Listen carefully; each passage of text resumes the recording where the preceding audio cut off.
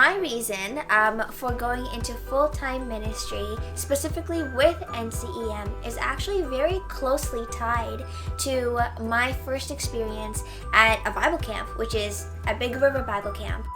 At the time, I was struggling to really understand why people chose Christianity over all of the other existing religions. And so when I was at camp, for the first time, I began asking the campers. They were, anywhere from age 8 to 12, if they're Christians. And if they are, why? And if they aren't, why not? And this led to me just discovering two groups of kids that just existed at this camp. And then these two groups had such distinct characteristics.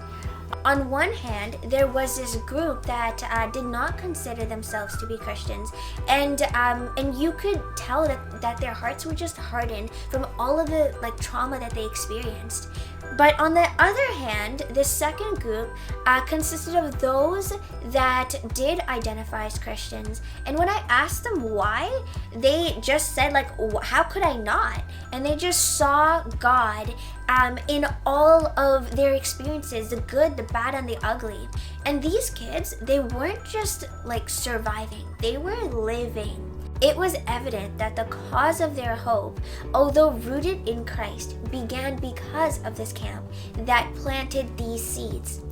And I began wishing that I could be part of something like Big River Bible Camp that triggered this sort of change and instilled hope in those around me. There is a population in our country that is just that's just struggling with these deep-rooted spiritual issues, and I have the antidote. It's Jesus.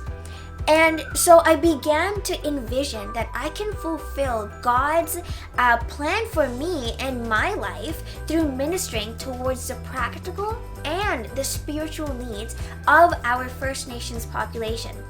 And so NCEM, with it being an interdenominational faith organization that ministers towards our Indigenous population, it's here that I can fulfill the calling that God has placed on my life.